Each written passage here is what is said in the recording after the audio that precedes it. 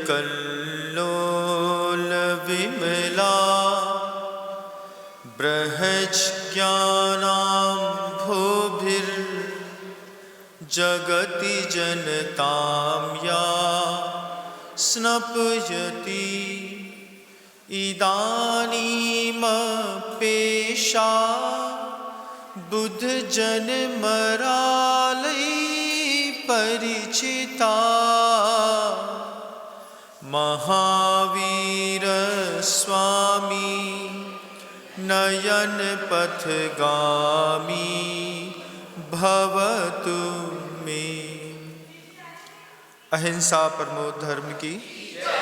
परम पूज्य आचार्य भगवंत गुरुदेव श्री विद्यासागर जी महाराज की, वर्तमान आचार्य परमेष्ठी गुरुदेव श्री समय सागर जी महाराज की, समस्त मुनि संघ की,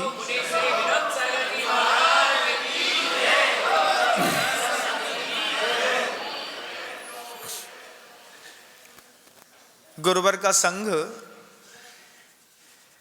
छत्तीसगढ़ जगदलपुर की ओर जा रहा था। रास्ते में केशकाल की घाटी, कांकेर, सुनारपाल, बस्तर, नारायणपुर, कोंडागांव, ऐसे बहुत सारे ग्रामीण अंचल पड़ रहे थे और प्राकृतिक छटा भी बड़ी जबरदस्त थी। पहली बार हमने अबूझमाड़ का जंगल देखा और वहाँ के जंगलों की जो अपने अंदर विशेषता रही, जो आपने ने कभी पढ़ा भी होगा, सतपुड़ा के घने जंगल ऊँघते अनमने जंगल, अटपटी उलझी लताएं डालियों को खींच खाएं, लाश चुप है पलाश चुप है और क्या आकाश छुप है, धस सको तो धसो इसमें, धस न पाती हवा है जिसमें, सतपुड़ा के घने जंगल ऊँघते अनमने जंगल। वे सारे जंगल देखते हुए हम लोग जा रहे थे। अचानक रास्ते से थोड़ा सा किनारे खिसक करके करीब 300-400 लोगों की भीड़ दिखाई दी। 300-400 लोगों की भीड़ थी। सब बहुत तेज तेज आवाज निकाल रहे थे। नक्सलाइट एरिया है, तो नक्सलाइट एरिया में जाने पर ऐसा लगा कि शायद कुछ कैजुअल्टी हो गई है, किसी ने किसी को एम्बुश लगा करके मार दिया है या कुछ हो गया है। लेकिन पास जाकर के जब बगल से निकले तो देखा कि ऐसा कुछ भी नहीं था। एक गोल घेरा था, उसमें चारों तरफ लकड़ी बंधी हुई थी। लकड़ी के चारों तरफ लोग खड़े थे। उत्सुकता पड़ी क्या हो रहा है, तो पूछा तो पता चला 2 मुर्गों की लड़ाई हो रही है। कड़कनाथ मुर्गा छत्तीसगढ़ का फेमस है, अलग ही दिखता है और उसकी रूप रंग रेखा भी अलग है। शरीर से बिल्कुल काला और पीछे से बाल जो हैं उसके पूंछ के पंख जो हैं वो सफ़ेद हैं, लाल हैं, चितकबरे हैं। ऐसा कड़कनाथ का मुर्गा उन दोनों मुर्गों को, जो उनके सिखाने वाले ट्रेनर हैं, लड़ाकू हैं, उन्होंने उनको पहले लड़ने की प्रेरणा दी। फिर उसको अच्छी शराब पिलाई। शराब पिला करके जो मुर्गे लड़ाए जाते हैं उनको भी ट्रेन किया जाता है कि तुमको इस तरीके से ही लड़ना है। इसके भी विद्यालय होते हैं। उन दोनों ने जब तैयार करके अपने अपने मुर्गे छोड़े तो जितने लोगों की आवाज़ें आ रही थीं, उन सारे लोगों की आवाज़ से उसके अंदर उत्तेजना और बढ़ रही थी। बढ़ती हुई उत्तेजना को पूरे संघ ने महसूस किया। गुरुजी चूंकि सबसे आगे जा रहे थे, आचार्य सिंह जी बहुत कम समय में कोई भी गहरी बात को पकड़ लेते थे, क्योंकि जैसे बीज बुद्धिधारी कोई मुनिराज हो, थोड़ा सा कुछ देखा नहीं कि तुरंत उनने अपनी कल्पना शक्ति से जाकर के देखना नहीं है, कल्पना शक्ति से वो पूरे दृश्य को गुरुदेव ने अनुभूत कर लिया। बियाबान जंगल में अचानक इतनी सारी भीड़ का मिलना और उसमें भी पूरी की पूरी भीड़ को रस आ रहा था। आचार्य जी कहते हैं बताओ किसको रस आ रहा है, लड़ने वाले को कि लड़ाई देखने वाले को? गंभीरता से बात को समझिएगा। लड़ने वाले दोनों मुर्गे लहूलुहान हो रहे हैं। ये मुर्गा उस मुर्गे को पंजा मारता है, वो मुर्गा इस मुर्गे को पंजा मारता है। दोनों मुर्गों ने शराब पी करके रखी है, दोनों मुर्गों को लड़ना सिखाया गया है, लेकिन रस किसको आ रहा है? देखने वाले को। आपको लड़ने में रस आता है कि लड़ाई देखने में रस आता है? आपसे पूछ लेंगे। लड़ाई देखने में अलग रस आता है बंधुओं। इस पूरी दुनिया की यही रीत है कि आप चाहे रास्ते में देखिएगा, दो सांड होते हैं, धीरे धीरे पहले तो एक दूसरे के पास में बगल जाके खड़े हो जाएंगे, खड़े होने के बाद धीरे से नाक से, दूसरा भी बोलेगा, दोनों की नाक से आवाज आई। नाक से आवाज आने के बाद एक सांड सींग से दूसरे सांड के सींग मतलब माथे पे थोड़ा सा ऐसा खुरचेगा, फिर दूसरा भी ऐसा झटकेगा, फिर वो खुरचेगा, फिर ये झटकेगा, और बगल वाले जो लोग होते हैं वो धीरे से अंदाजा लगा लेते हैं, क्या देखो ये दोनों मिल गए हैं, अब कुछ होने वाला है। फिर धीरे से एक सांड होगा ऐसा नीचे सिर करके और एक बार करके उसके गले को थोड़ा सा उखाड़ देगा। जैसे ही सामने वाले सांड को उखाड़ा, उखाड़ते साथ ही सामने वाला सांड धीरे से बढ़ेगा और फिर धीरे से तहलका शुरू होगा। क्या हुआ? जो लोग देखने में रस ले रहे थे उनकी गाड़ियां नीचे खड़ी रहती हैं, सांड जब अपने में आते हैं तो पूरी की पूरी गाड़ियां, मोहल्ला, दीवालें सब बर्बाद करती हुई इधर से उधर निकल जाते हैं। सांड के मद तो थोड़ी देर में उतर जाते हैं, लेकिन घाटा देखने वालों को लगता है कि नहीं? महसूस किया है? कभी करिएगा। गुरुवर कहते हैं दुनिया में लड़ने वाले तो दो मिलेंगे, लेकिन उस लड़ाई में रस लेने वालों की संख्या कई गुना ज्यादा है। महाभारत की लड़ाई में भी रस लेने वाले बहुत थे, रामायण में भी रस लेने वाले बहुत थे। चंद्रकांता एक सीरियल चलता था पुराने जमाने में, देखा है?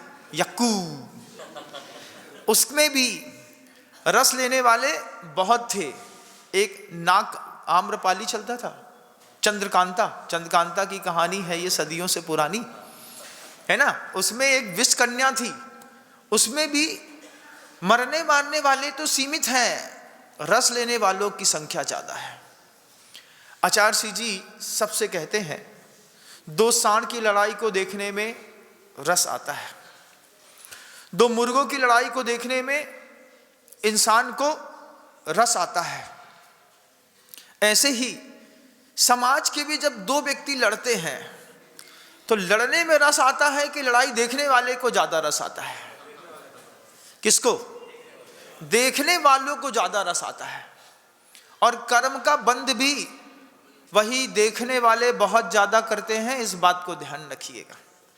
चाहे वो टीवी हो, चाहे सांड की लड़ाई हो, चाहे व्यक्ति की लड़ाई हो, या फिर किसी मुर्गे की लड़ाई हो। गुरु जी ने वो पूरा दृश्य देखा। दृश्य देखते साथ ही आचार्य श्री जी के शब्द में, दिमाग में सिर्फ एक शब्द आया, ये लड़ाई शुरू हुई है उत्तेजित करने से। कैसे? उत्तेजित करने से। मुर्गे तो शांत रहे होंगे, लेकिन उन मुर्गों को उत्तेजित कर दिया गया। कैसे? शराब पिला करके उत्तेजना कर दी। फिर शराब पिलाने के अलावा दूसरे भी साधन होते हैं। मुर्गे को कहीं पर भी रख करके उसका एक पंजा बांध देते हैं और छोटी चीज से बार बार उसको टोचा देते रहते हैं। बोले बार बार क्या कर रहे हैं? बार बार क्या करते हैं उसको? उंगली मत करो। अब बार बार मुर्गे को उंगली करते करते मुर्गे को गुस्सा आने लगती है। आपने कभी देखा है छोटे छोटे जानवर को भी गुस्सा आती है। एक बार मेरे साथ हुआ था, एक सेप्टिक टैंक में नया घर बन रहा था, सेप्टिक टैंक में एक चूहा गिर गया। अब चूहा गिर गया, छोटा था मैं, अब वो चूहा निकल तो सकता नहीं। अब मैंने कहा अब हम सेफ जोन में हैं और चूहा फंसा हुआ है।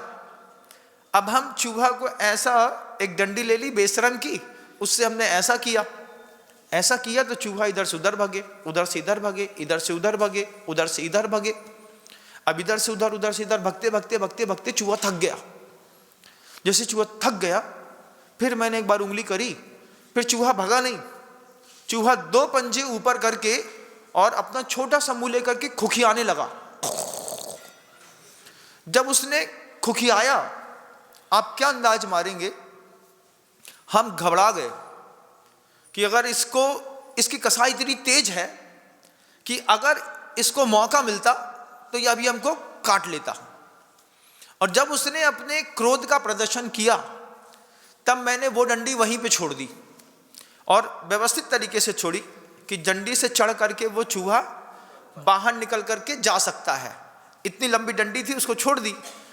जैसे खुकियाना बंद किया, मैंने छोड़े, मैं चला गया, दूर खड़े होकर के देखा, 2 मिनट के बाद वो चूहा उसी डंडी से धीरे धीरे चढ़ते हुए बाहर निकल के स्वतंत्र हो गया। लेकिन अनुभव मिला कि चूहा भी क्यों ना हो बंधुओं, अगर ज्यादा उंगली करोगे तो वो भी खुखियाने लगेगा। इसलिए उंगली नहीं करने का, क्या कहीं पर भी। अब इसमें आचार्य सिंह जी समझाते हैं, सबको दिखा रहे थे। गुरुदेव कह रहे थे कि देखो 2 मुर्गे होंगे, अपनी जिंदगी जी रहे होंगे, साफ सुथरी जिंदगी चल रही होगी, है ना। उसमें दारू पिला करके उत्तेजना पैदा करी। अब छोटे से मुर्गे को दारू पिलाते हैं, छोटे से मुर्गे को उनके जो भोजन है खाने का ना, उसमें भी शराब मिला देते हैं। जैसे मान लो आपको दाल चावल दिया, उसमें कुछ मिला दिया। गाय को सानी में मान लो शराब मिला करके सानी उसन दी, गाय पी गई, खा गई। खाने के बाद वो अंदर गई है तो असर तो करेगी। अब 2 की उत्तेजना में ये सारे के सारे लोग रस ले रहे हैं। ऐसे ही पूरी दुनिया का हाल है, 2 को उत्तेजित करके पूरी दुनिया रस ले रही है। समाज में भी यही हो रहा है। समाज में भी आप 2 की लड़ाई में, आप बताओ रस किसको आ रहा है? किसी और को रस आ रहा है। दूसरे समाज के लोग देखते हैं, ये देखो महावीर जयंती हो गई, ये मंदिर में ही लड़ेंगे। क्यों लड़ेंगे? क्योंकि इनको, ये तो लड़ रहे हैं, ये उत्तेजित हैं, लेकिन देखने वाले को बहुत रस आता है। तो दूसरों के इस तरीके के रौद्र ध्यान में हम निमित्त क्यों बने? आचार्य सिंह जी ने देखा, गुरु जी कहते हैं देखो इतने सारे रोग 2 लोगों के चक्कर में रौद्र ध्यान कर रहे हैं, कितना कठिन होगा जब इनका कर्म बंद करके खुल करके बाहर आएगा। आज भी ऐसे ही होता है, कहीं पर भी विवाद होता है, रौद्र ध्यानियों की संख्या ज्यादा होती है, विवाद करने वालों की संख्या कम होती है। गुरु जी ने शब्द पकड़ा उत्तेजना, और जब हम लोग आहार के बाद बैठे तब गुरु जी कहते हैं ये संसार में चीजें बहुत अच्छी होती, लेकिन इस चीजों में लोगों ने उत्तेजना मिला दी। फिर ऐसे मुस्कुरा के कहते हैं उत्तेजना समझते हैं? हाँ आचार्य जी सामने ज्यादा बोल नहीं सकते जी। उत्तेजना, भोजन में उत्तेजना समझते हैं कैसे आती है?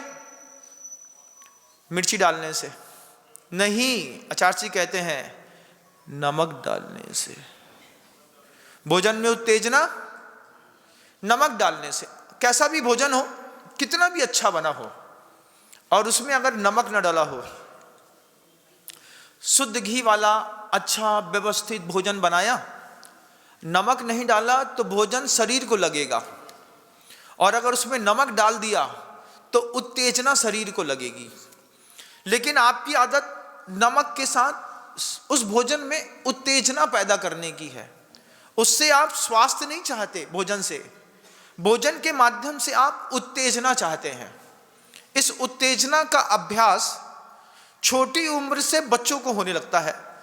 जब बच्चा पहली बार घर की, पहले बच्चा को देखा होगा आपने, शुरुआत में बच्चों को दूध में शक्कर मिला के नहीं देंगे तो भी बच्चे दूध पी लेते हैं।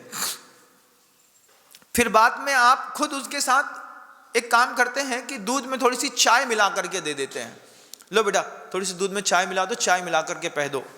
उसके दूध में उत्तेजना किसने पैदा करी? आपने करी है ना। अब उत्तेजना पैदा करने के साथ ही अब वो दुनिया में देखता है कि इसमें भी कुछ मिला करके लिया जाता है। जिस दिन बच्चा पहली बार बोले हमको नमक और चाहिए, जिस दिन बच्चा पहली बार नमक मांगे आपसे, छोटा बच्चा नहीं मांगता, आप कभी देखिएगा इस बात को। छोटे बच्चे को दाल सब्जी रख दी, वो कभी नहीं कहेगा कि नमक दे दो, अचार दे दो, चटनी दे दो, पापड़ दे दो, दाल चावल खा लो तुम। हाँ, मैंने दाल चावल उठाया और खा लिया, उसको नमक अचार चटनी नहीं लगती, बड़े को लगती है। तो जब पहली बार बच्चा आपका कहे कि हमको नमक और दे दो इसमें अलग से, तब समझना कि बच्चे की जिह्वा में उत्तेजना पैदा हो गई है। अब ये बच्चा क्या करेगा? उत्तेजित भोजन करेगा। फिर वही बच्चा एक दिन बोलेगा हमको फुल्की खानी है। फुल्की से क्या मिली?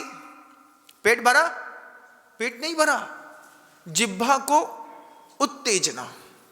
तो गुरु जी कहते हैं जैन शासन का निरुत्तेजित भोजन है। जब मैं पहली बार, आचार्य जी कहते हैं, ज्ञान सागर जी महाराज जी के दर्शन किए थे, तभी मैंने नमक बूरा छोड़ दिया था। क्यों? क्योंकि मैं जिस मार्ग का मार्गी हूं वहां पर मुझे किसी भी चीज में उत्तेजना नहीं चाहिए। भोजन में नमक उत्तेजना पैदा करता है। उत्तेजना रहित जीवन जीने के लिए मैं यहां पर आया हूं, मैं उत्तेजना का क्या करूंगा? तो नमक की उत्तेजना खत्म कर दी भोजन से। आपको उत्तेजित करने के लिए कितनी चीजें चाहिए पड़ती है? नमक दे दो, फिर पापड़ भी उत्तेजना के लिए है, उसके बाद अचार है वो भी उत्तेजना के लिए है, फिर प्याज है वो भी उत्तेजना पैदा करती है, एक मिर्ची उत्तेजना पड़ती है।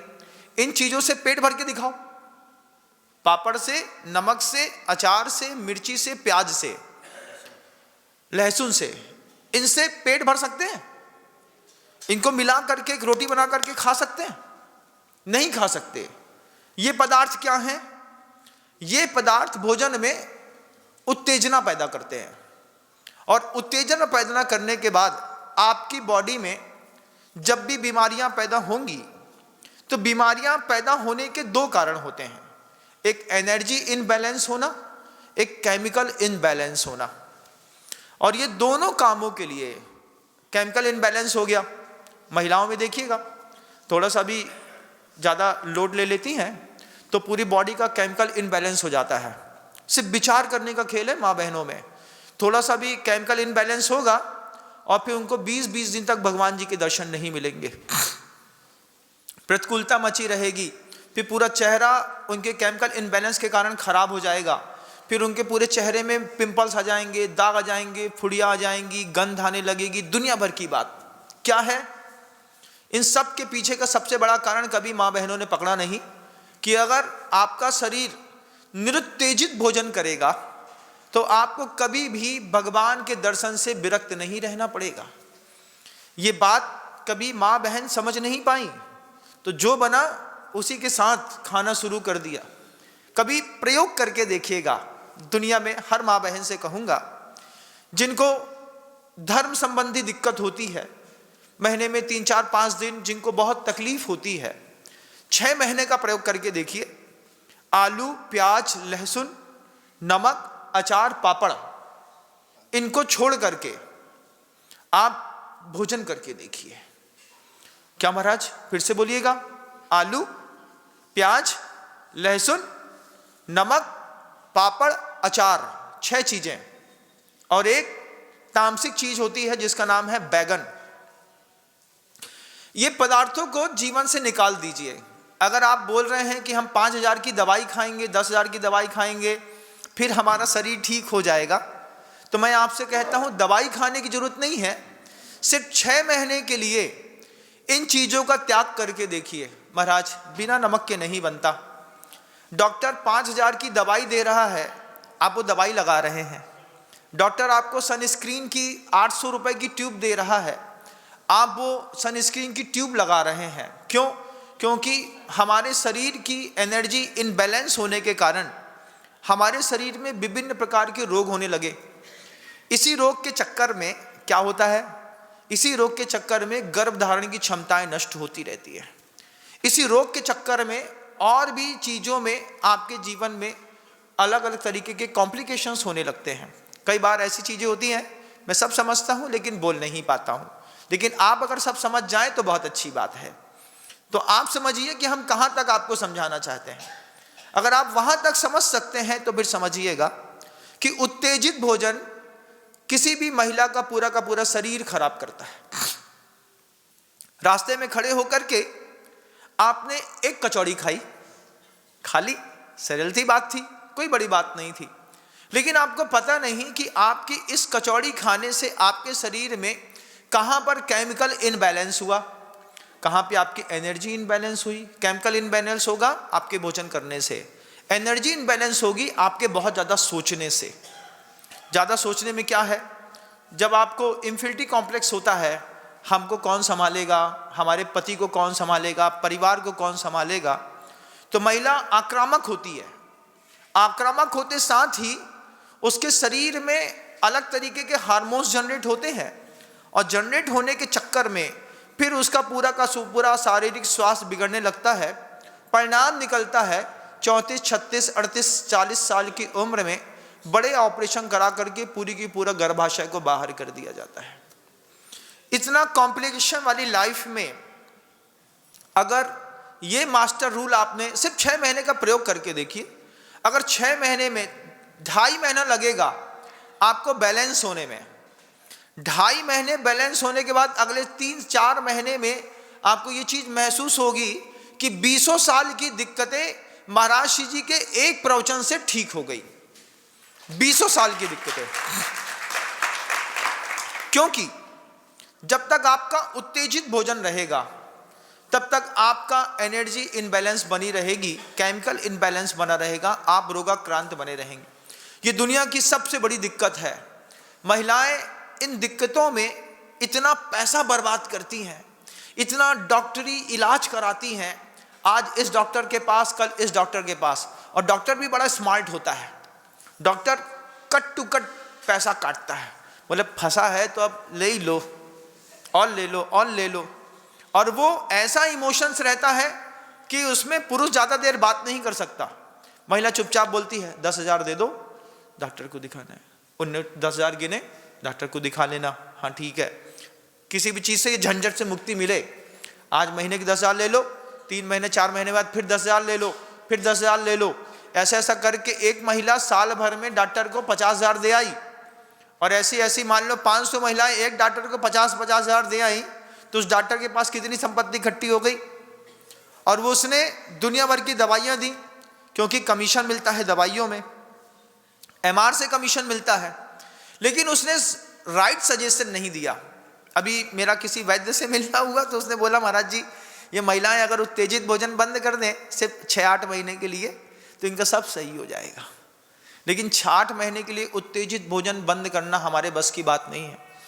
पूरे के पूरे मर्म स्थानों पर बड़े बड़े पिंपल्स हो गए, और वो पिंपल्स में बिल्कुल लाल लाल हो गया, फिर काला काला हो गया, फिर उसमें से मवाद आने लगी। कारण सिर्फ एक निकला, उत्तेजित भोजन। उत्तेजित भोजन का कारण सबसे बड़ा निकला नमक डालना। कितना नमक महाराज?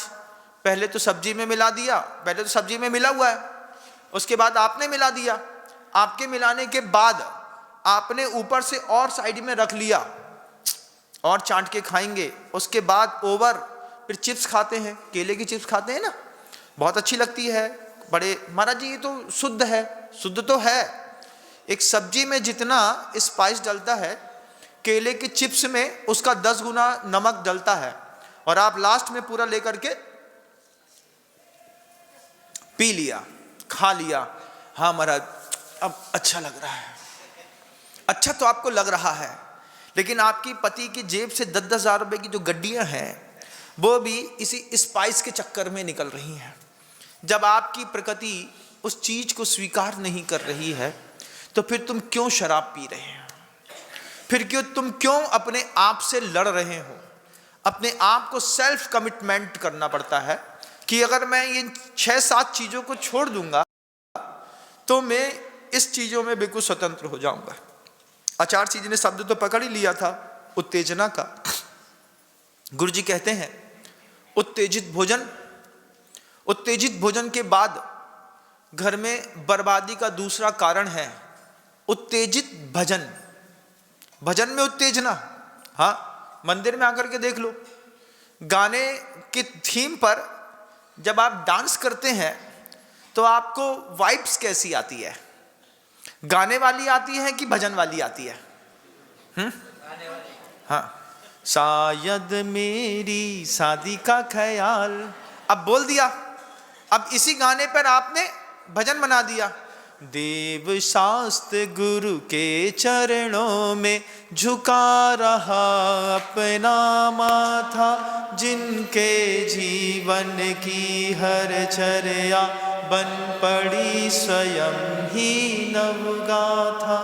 आपने दोनों बोला, लेकिन जब आप इस टोन में गा रहे थे, इस टोन में गाते वक्त आपको गाना सुनाई दे रहा था कि आपको पूजा सुनाई दे रही थी?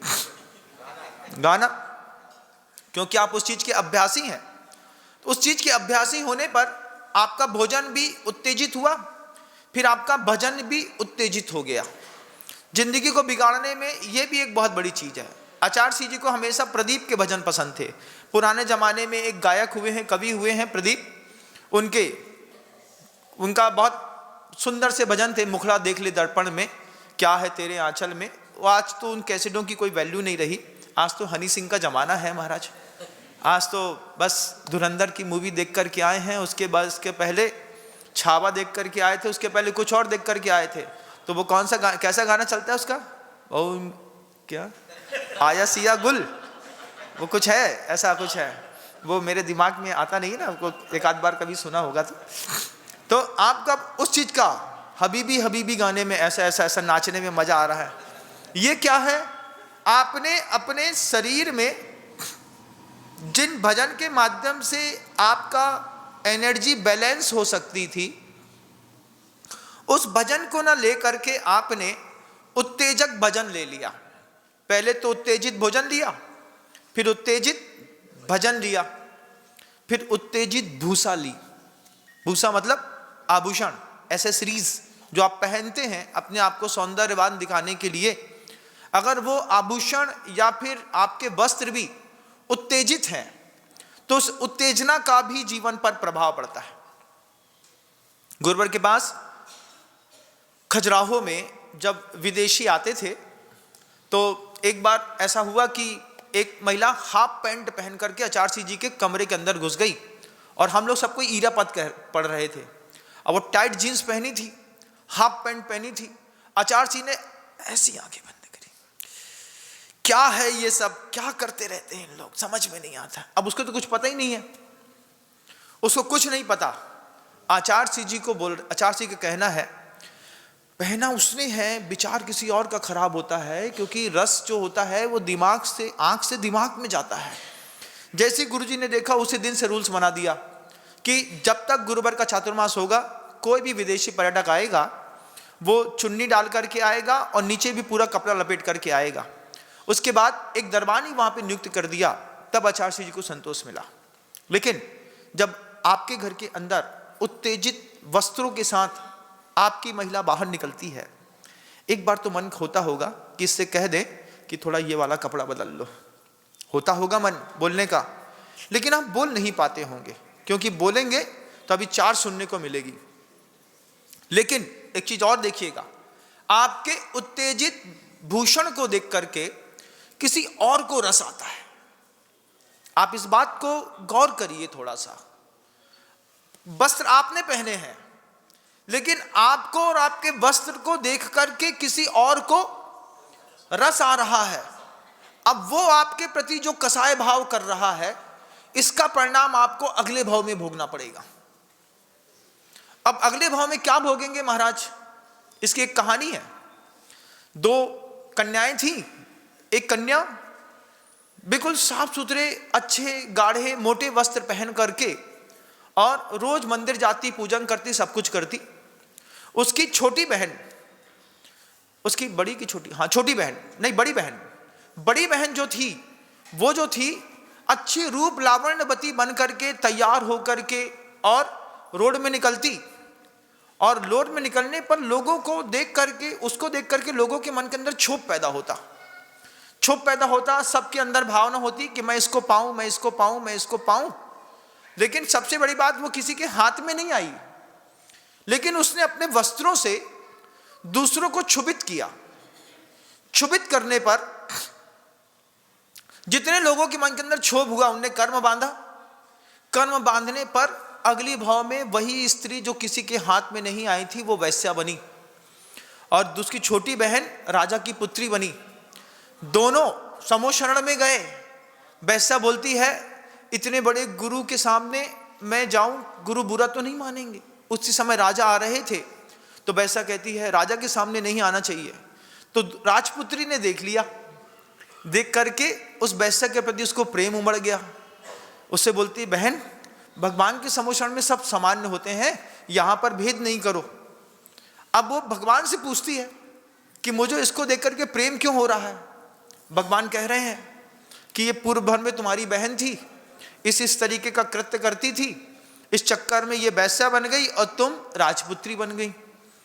आपका भोजन उत्तेजित भोजन, उत्तेजित भजन, उत्तेजित भूषण, उत्तेजित भाव,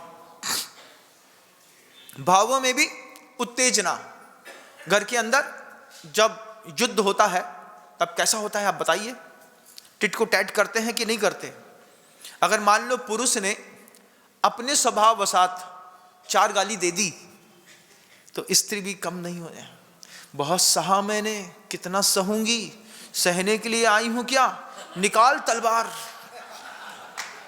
और झांसी की रानी तैयार होकर के, उनने कहा चू तो हमने कहा चैं, लगे रहो। और जितने भी मोहल्ले में ये पूरी बात जाएगी, वे लोग क्या कर रहे हैं, रस ले रहे हैं। क्या हुआ, आज कल्लन सेठ के घर के अंदर महाभारत छिड़ी है भैया। लोगों को मजा आ रहा है, हमारा घर जा रहा है, लेकिन हम समझ नहीं पा रहे हैं कि इसमें कर्म बंध कितना तीव्र होता जा रहा है। आपने अपना भोजन में उत्तेजना पैदा कर ली, आपने अपने भजन में उत्तेजना पैदा कर ली, आपने अपने भूषण में उत्तेजना पैदा कर ली, आपने अपने भाव में उत्तेजना पैदा कर ली, आपने अपनी भाषा में भी उत्तेजना पैदा कर ली। भाषा में भी उत्तेजना कैसी है कि जब भी बात बोलेंगे, आपकी बात से एक अहंकार की बूंद तो टपकेगी। जैसे सर्प कैसा भी हो, गुड़ दुद्धम पी बिबंता न पन्या निर्विषा होंती। आचार्य कहते हैं बढ़िया अच्छा गिर गाय के दूध में गुड़ को ओट करके भी सांप को पिलाओ, तो भी सांप पूरा दूध तो पी लेगा, लेकिन अपने विष को नहीं छोड़ता। ऐसे ही भाषा में उत्तेजना वाली भाषा, अरे महाराज हम देख लेंगे, आप क्यों चिंता कर दें, ये क्या है। ये चीजों ने किसी भी गृहस्थ को बर्बाद कर दिया। आचार्य जी ने देखा कि 2 मुर्गे की लड़ाई में इतने सारे लोग रस ले रहे हैं। आचार्य जी ने चलते चलते जब वीर्यपथ में जब आहार के बाद पहुंचे, तो गुरुवर कहते हैं मोक्ष मार्ग इससे बिल्कुल उल्टा है। मोक्ष मार्ग में बिना किसी अपेक्षा के शांत भाव से सहजता में जो हो जाए वो करना पड़ता है, उसी में जीवन जीना है।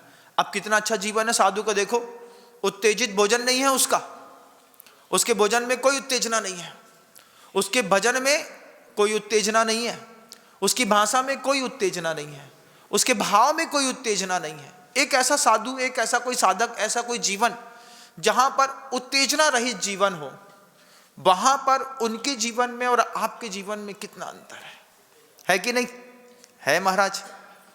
आचार्य जी कहते, गुरुवर कहते, देखो 2 मुर्गों को लड़ा करके इतने सारे लोगों ने कर्म बंद कर लिया, ये जब भी उदय में आएगा इनको भी इसी तरीके से मुर्गे बन करके आज नहीं तो कल लड़ना पड़ेगा।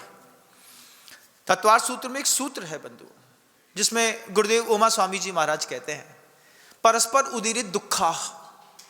ये क्या है, कहां का सूत्र है? नरक का सूत्र है। नरक में क्या करते हैं? परस्पर उदीरित दुखा। ये क्या करते हैं? एक जगह पर रह करके एक दूसरे के दुख की उदीरना कैसे होगी, इसके बारे में विभिन्न विभिन्न प्रकार के विचार करते रहते हैं। यही प्रक्रिया अगर आपके घर के अंदर चलती है, भाई भाई में चलती है, पिता पुत्र में चलती है, देवरानी जेठानी में चलती है, समझिएगा या तो वहां से आए हैं या वहां जाने की तैयारी में है। परस्पर उदीरित दुखा, एक दूसरे को दुख देने की कला। दुख देने की कला कैसी है महाराज? क्या हुआ, 3 नंबर वाली देवरानी से हमारी बिल्कुल नहीं बनती। अब नहीं बनती तो क्या है, जैसे ही वो आएगी उसके पहले हम एक गंजी पटक देंगे। अब वो 2-3 दिन तक तो कर लेंगे, आप चल जाएगा। चौथे दिन जैसे ही आप एक गंजी पटकेंगे, भगोनी कहते हैं ना, गंजी भगोनी जो भी कहते हैं, बर्तन पटक दिया तो पटकने पर चौथे दिन उसके दिमाग में क्लिक कर जाएगा। क्या चीज? हम आते हैं जे बड़ी जीजी इस तरीके की नौटंकी करती है। अब 5वें दिन से उसके दिमाग में प्रेशर बनने लगेगा, और जैसे ही आपको पता चला कि ये प्रेशर बन चुका है, उसके बाद उस प्रेशर में उंगली करने पर आपको बहुत मजा आएगा। अब जैसे ही आपने उंगली करना शुरू करी और फिर दोनों में परस्पर उदीरित दुखा, संक्लिष्टा सुरोदीरित दुखाश प्राक चतुर्थ्या, बहुत ज्यादा संक्लिष्ट परिणाम परिवार में रहने लगे। इसके लिए निमित्त बनते हैं कुछ धार्मिक स्थल। इनसे बचने के लिए, उत्तेजना रहित चीजों के लिए हमको कुछ अभ्यास भी करना पड़ता है। आचार्य पूज्यपाद भगवान ने कहा है, यो यत्र निवसन नास्ते स तत्र कुरुते रतिम। क्या करते? जहां रहते हैं वहीं पर रहने पर मजा आने लगता है। महाराज हमारी जिंदगी तो ऐसे ही है। आपकी जिंदगी वैसी है नहीं, आपने अपनी जिंदगी वैसी बना ली है। एक दिन संकल्प करना, किस बात का? मुनि महाराज के आहार दान के बाद चौके में भोजन जैसा है, हम अपने परिवार के लोग मिलकर के वैसा ही भोजन करेंगे। आपने बनाया, पूरे मनोयोग से बनाया, बस अब आप संकल्प ले लो कि इसमें बिना कुछ मिलाए, बिना कुछ जुलाए, बिना कुछ अलग से अतिरिक्त संयोजना करके जो मिला है, जो बना है, इसको हम भोजन करके एक बार महसूस करें कि हमने साधु को जो दिया है, साधु को इस भोजन से कितनी निर्मलता के परिणाम। पूरा दिन आपके शरीर में उत्तेजना नहीं आएगी, ना कसाय भाव आएगा, ना कुछ आएगा। क्यों? निरुत्तेजित भोजन किया है। उसी में थोड़ा सा छोंक लगा करके जब आप लेते हैं तो उसी भोजन में छोंक लगाना उत्तेजना पैदा करना है। आपको उत्तेजना के बिना जीवन नहीं बनता। गुरु जी बोलते हैं यहां जैन शासन निरुत्तेजित जीवन के लिए प्रेरणा दे रहा है। हम कहीं से कहीं तक किसी बात में उत्तेजना पैदा नहीं करेंगे। कैसे नहीं करेंगे महाराज? किसी चीज में नहीं करेंगे, जीवन ही ऐसा है। फिर महाराज कभी कभी तो आप भी उत्तेजित हो जाते हैं। हाँ, हो जाते हैं, क्यों नहीं होते हैं महाराज? उत्तेजित तो होते हैं ना आप। तो गुरु जी ने कहा, गुरु जी के शब्द हैं, दर्पण में दिखने वाली आग, उसमें किसी आग के सामने दर्पण रख दीजिए, दर्पण में आग की लपट दिखती है, दर्पण में आग दिखती है, दर्पण में जलती हुई लकड़ियां दिखती है, लेकिन दर्पण में आग नहीं होती। ऐसे ही साधु के जीवन में कई बार उत्तेजना और क्रोध दिखता तो है, लेकिन उसके जीवन में होता नहीं। तुमको देख करके हम उत्तेजित हो गए, उत्तेजना आई, लेकिन इस दर्पण में आग नहीं समा सकती। आग वहां है, उसका रिफ्लेक्शन होता है। कैसे रिफ्लेक्शन होता है? मान लीजिए आपके जीवन में कोई दुख है, आप हमारे पास आए तो आपके जीवन से इधर भी दुख जैसी अनुभूति होती है, दुख जैसा चेहरा बन जाता है, ओह ऐसा हो गया। हाँ, लेकिन यहां पर दुख नहीं होता। दुख क्यों नहीं होता? क्योंकि समानानुभूति कहीं पर भी किसी भी संसार में किसी को होती नहीं, सहानुभूति होती है। समान अनुभूति होने लगे तो भी कभी आप जीवन में कोई पाप ही ना करो, समान अनुभूति किसी को नहीं होती, सहानुभूति होती है। हम सहानुभूति तो दे सकते हैं, लेकिन समान अनुभूति नहीं कर सकते। आपने कहा महाराज जी हमारे पिताजी का स्वर्गवास हो गया, हम समान अनुभूति नहीं कर सकते, सहानुभूति दे सकते हैं। तो वो सहानुभूति वाला जीवन है, उस जीवन को भी समझिएगा कि उत्तेजना रहित जीवन है। साधु का दर्पण की आग के जैसे दिखती है, होती नहीं, लेकिन आपके यहाँ तो जलती ही रहती है। उस जलते हुए जीवन से अपने आप को मुक्त करना अपने खुद के निजी जीवन का सौंदर्य है। गुरुजी ने छोटे छोटे उपाय दिए और कितने सटीक उपाय दिए। जो समझदार परिवार होता है, वे समझदार परिवार के लोग अपने जीवन को व्यवस्थित करने के लिए बीच में धर्म की स्थापना अवश्य करते हैं।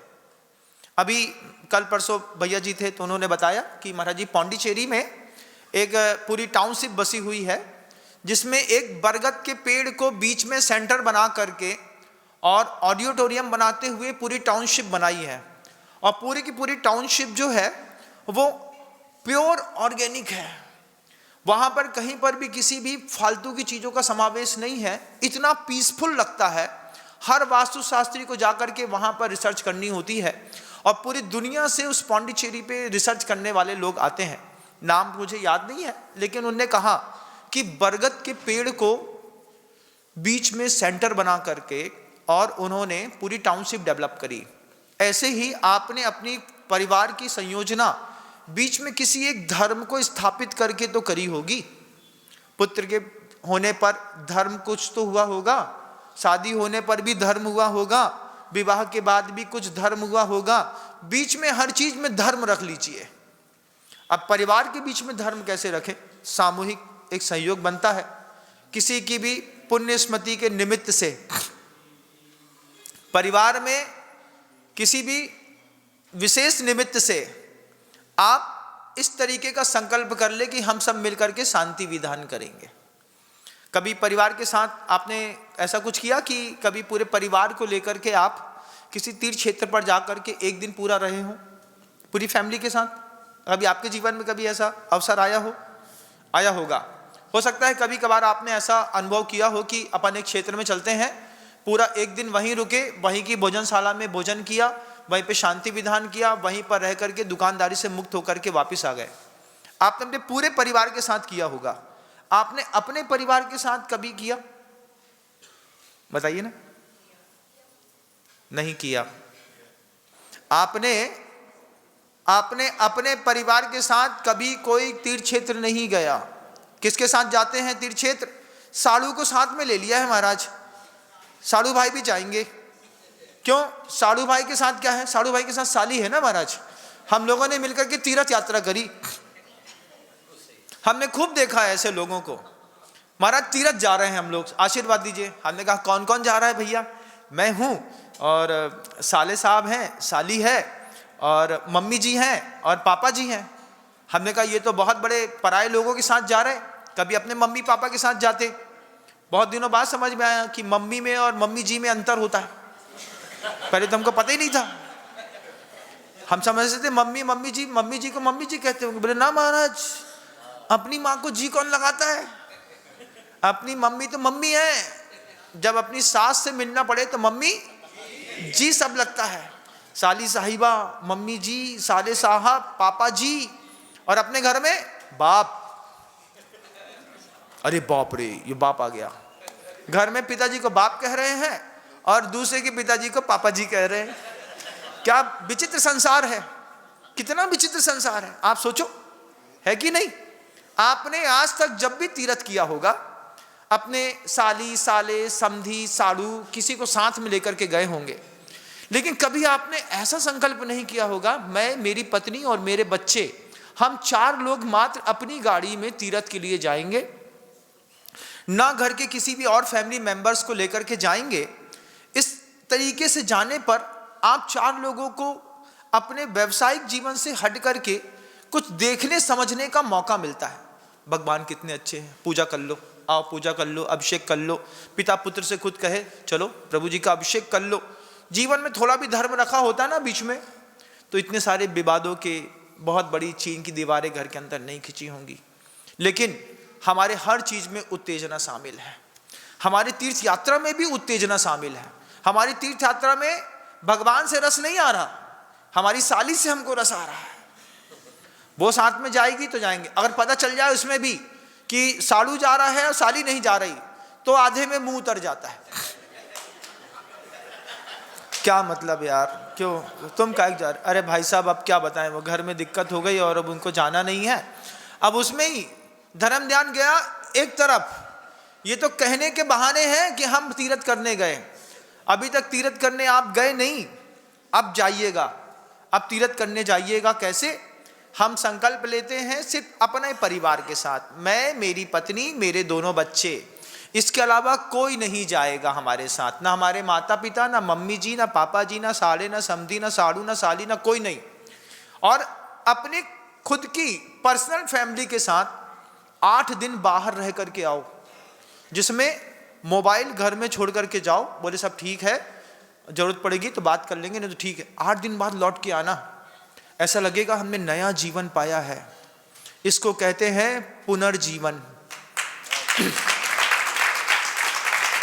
अपने ही परिवार को, अपना ही एक नया वर्षन निकालो। महाराज अभी तक हम जिंदगी जी रहे थे, लेकिन आपके कहने के बाद हमने अपना एक नया वर्षन निकाला है। हमारे नए वर्षन में आज से ये शामिल है। हमारे नए वर्षन में दिन का एक, हफ्ते में एक दिन संकल्प करो। किस बात का? हफ्ते में एक दिन संकल्प करो कि कुछ मांगेंगे नहीं। महाराज आप संकल्प करो हफ्ते में एक दिन कुछ मांगेंगे नहीं। हम आपसे कहते हैं, मांगने की बात में अभी बहुत अच्छी बात आई थी, तो किसी ने कहा था कि एक छोटा सा जो बच्चा होता है ना, बच्चा भी जब तक रो करके माँ से दूध ना मांगे, बच्चा बिना मांगे माँ अपने बच्चे को तक दूध नहीं पिलाती। महाराज आपको क्या खाक खिलाएगी? बच्चा छोटा सा है, मान लो आपका बच्चा रो ही नहीं रहा है, तो क्या आप उसको दूध पिलाएंगी? नहीं पिलाएंगे। हाँ ठीक है, अच्छा है खेल तो रहा है, अच्छा है खेल तो रहा है, अच्छा है खेल तो रहा है।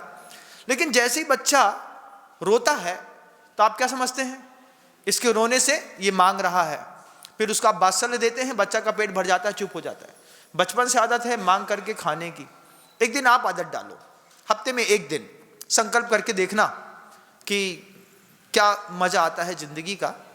एक दिन संकल्प करो बिना बताए, घर में जाएंगे भोजन करने के लिए, सुबह भोजन करते होंगे, बस संकल्प कर लो कि आज अपने परिवार में पत्नी से किसी से कुछ मांगेंगे नहीं, जो आएगा चुपचाप खा लेंगे। एक बार संकल्प करो, एक थाली का नियम लेकर के देखो, पता चलेगा तुम्हारी किस्मत तुम्हारे घर के अंदर इतनी फूटी है कि तुम्हारी पत्नी 1.5 रोटी रखने के बाद दोबारा तुमको रोटी भी नहीं डाल रही। इतनी फूटी किस्मत है तुम्हारी। हाँ, तुम भ्रम में नहीं रहना कि तुम सेठ हो। अरे सेठ तो हम लोग हैं कि हम लोग को जब मिलता है तो बेहिसाब मिलता है, हम मांगते नहीं किसी से।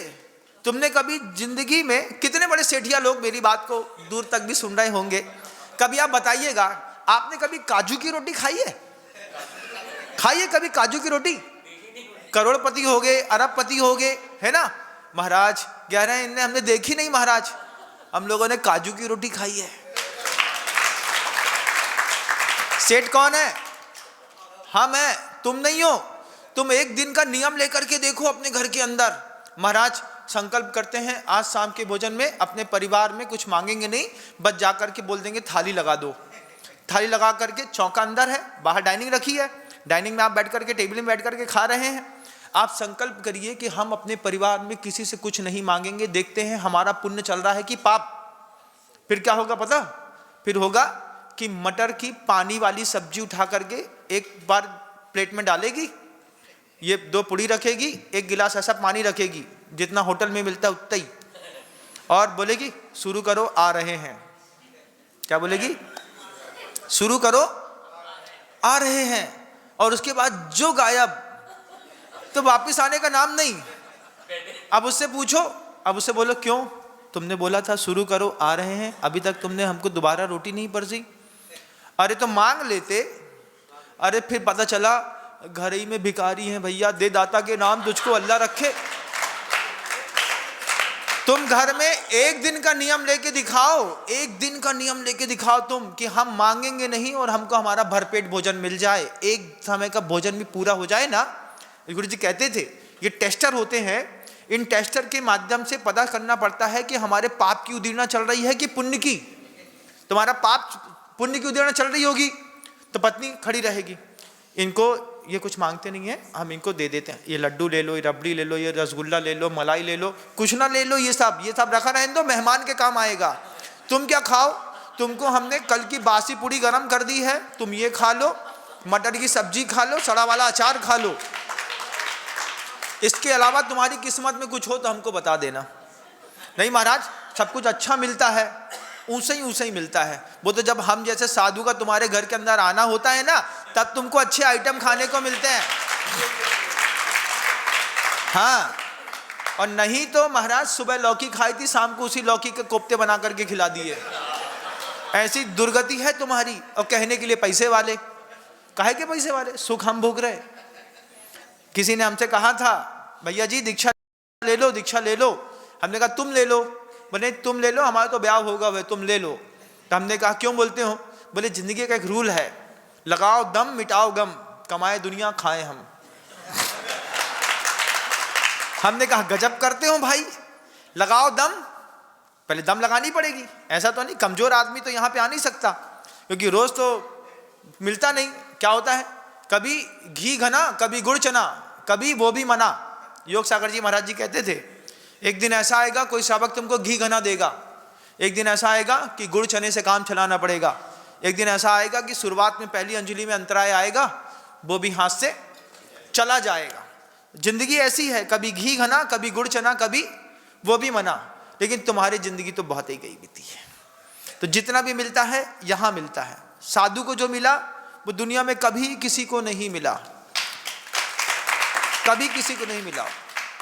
जीवन का सूत्र बना रहा, निरुत्तेजित जीवन जिएंगे। आप भी सूत्र बनाइए, हमको भी निरुत्तेजित जीवन जीना है। निरुत्तेजित जीवन, निरुत्तेजित भोजन, निरुत्तेजित भाव, निरुत्तेजित भाषा, निरुत्तेजित भूषा, निरुत्तेजित जीवन के साथ अपने जीवन का एक सौंदर्य विकसित करिएगा।